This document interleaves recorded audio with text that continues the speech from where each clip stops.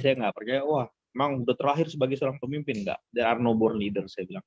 Tapi leaders are born to be created. Siap. Nah, kalau kita lihat, memang sebagai pemuda-pemudi ini harus banyak aktif di organisasi apapun, kampusan lah, di luar kampus dan sebagainya kita harus aktif. Nah, terus jangan sampai kayak sekarang banyak sekali organisasi kepemudaan yang justru buat saya bingung, pecah-pecah, akhirnya organisasi tersebut seperti kehilangan marwah gitu, seperti kehilangan suatu charmingnya kita bilang gitu, karena banyak pecah-pecah. Aktif berorganisasi ini salah satu cara untuk tadi leaders are born to be created. Jadi dengan aktif berorganisasi inilah pemimpin-pemimpin itu diciptakan, karena pasti ada steppingnya untuk menjadi seorang pemimpin. Ya. Di pendidikan yang saya lewati dan sebagainya, kita tahu kalau kita lihat pemimpin-pemimpin di masa lampau ya, Muhammad Hatta, Sultan Syahrir, Sabrin Pawiranegara, founding fathers of Indonesia. Terus kalau ngelihat dulu pahlawan-pahlawan zaman dulu, lihat deh umur berapa mereka berkiprah, rata-rata di bawah 30 tahun. Di bawah 30 tahun mereka udah berkiprah untuk banyak hal. Jadi memang dari dulu sebenarnya Indonesia ini driven by the youth, digerakkan oleh pemuda.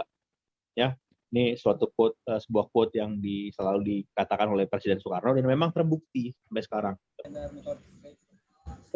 Memang kalau dalam peraturan negara, undang-undang diklasifikasi, oh usia sekian sampai sekian yang dibilang pemuda. Jadi kalau misalnya kita mau ikut KNPI, Komite Nasional Pemuda Indonesia, aturannya orang-orang usianya segini nih. Kayak saya, mungkin Bang Edo juga udah nggak pas di situ. Tapi sekarang ada generation, kita bilang ada millennials, ada Z, ada alpha, ada generation yang sekarang di kotak-kotakan. Sekarang zamannya milenial, terus Z, terus alpha. Bahkan untuk generasi alpha, pekerjaan mereka di masa mendatang untuk generasi alpha belum tercipta di masa sekarang, kayak gitu. Karena kan many jobs created sekarang nih. Oke. Terus tentunya kita semua punya perannya masing-masing.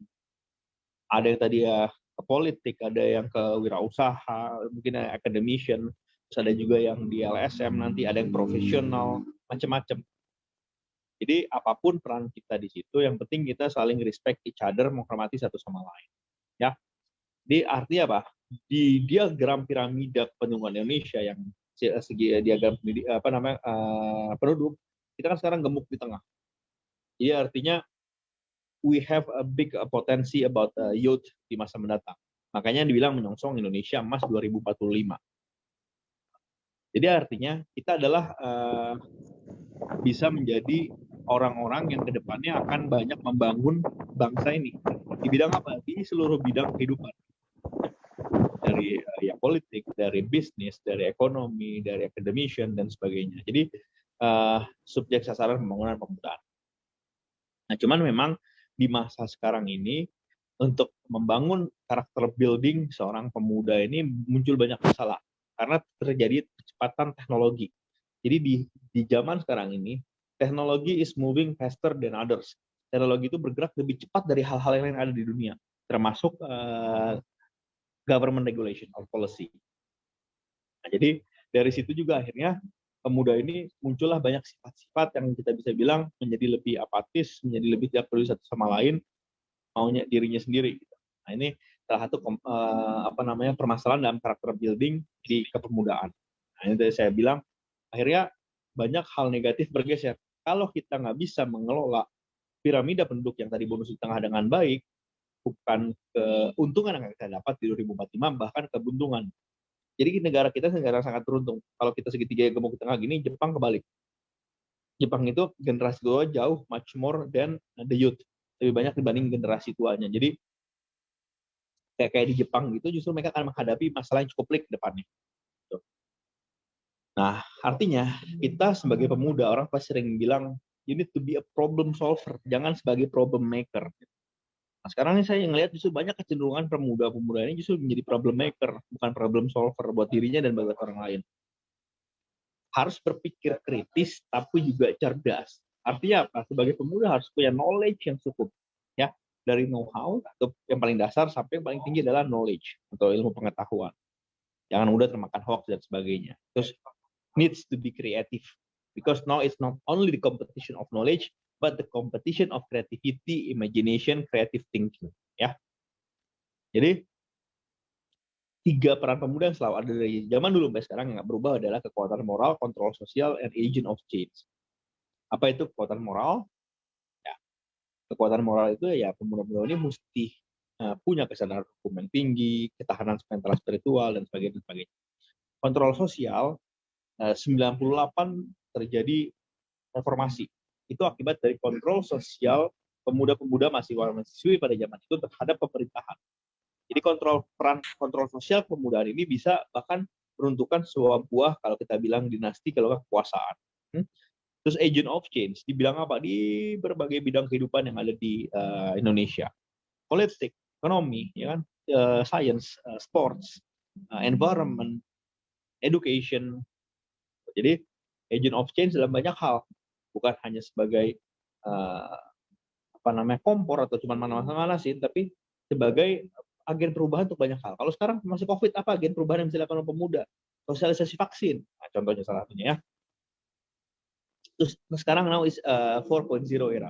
What is the heart of 4.0? To be simple, saya selalu bilang the heart of 4.0 kan Pak Jokowi bilang making Indonesia 4.0 is about Internet of Things, things with S. So connecting many things with the internet.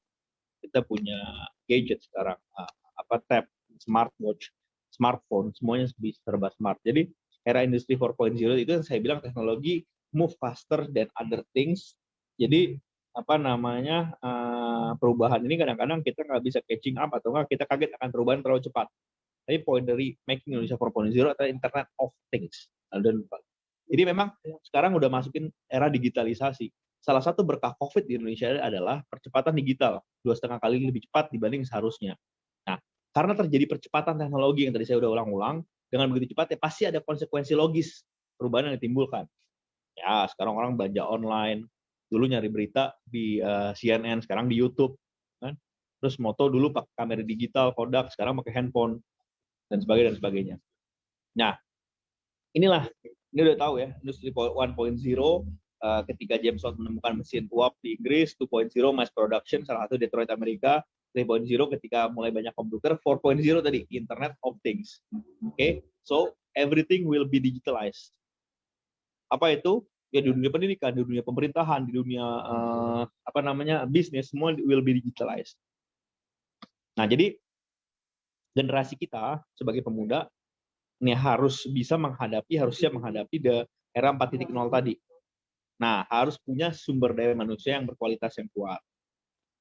Oke, dituntut ini punya knowledge. Tadi ilmuwan yang hebat itu level of knowledge, kan, gagasan, ide. Terus tentunya harus mengabdi kepada bangsa negara kita. Terus satu yang harus adik-adik ingat adalah sekarang ini soft skills is more important than hard skills. Apa itu soft skill? Soft skill itu cognitive ability, negotiation, presentation skills, skill-skill yang nggak secara langsung dipelajarin di kampus. Ada sebuah jurnal yang mengatakan 85% kesuksesan seorang lebih dipengaruhi oleh soft skill dibanding hard skill-nya. Hard skill itu sesuatu yang mudah kita pelajarin di kampus, kita belajar. Tapi soft skill, gimana cara mengupgrade soft skill? Salah satunya aktif berorganisasi, banyak bergaul, memperluas network. Ya. Nah, jadi sekarang ini mulai terjadi kaderisasi juga about leadership di Indonesia. Seleksi, monitoring, evaluasi, dan sebagainya. Tadi saya udah bahas, there are no born leaders, tapi leaders are born to be created. Apa itu pemimpin? Silakan terjemahkan masing-masing.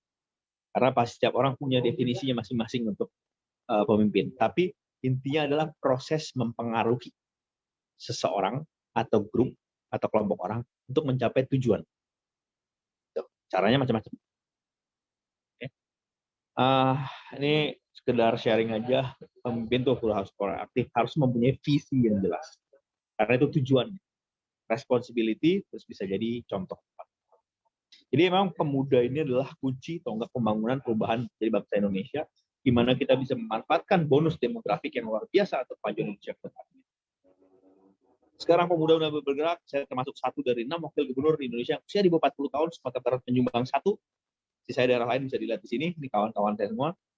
Begitu di Sumatera Barat kita punya 9 kepala daerah yang usia di bawah 40 tahun. Jadi pemuda ini mulai juga bergerak ke sektor politik kepemimpinan. Ada bupati, wakil bupati, wali kota, dan saya sendiri. Dan ini adalah terbanyak di Indonesia, adik-adik. Terbanyak di Indonesia, yang bisa nyanyiin cuma Jawa Timur. Mereka punya 6, tapi mereka punya 38 kota kabupaten, kita hanya 19. That's it. Thank you. Makasih banyak. Mohon maaf kalau ada yang kekurangan. Nanti bisa diskusi. Kalau saya nggak bisa nanggepin saat ini, silakan DM Instagram saya @joinaldi. Saya pasti balas. Biasanya saya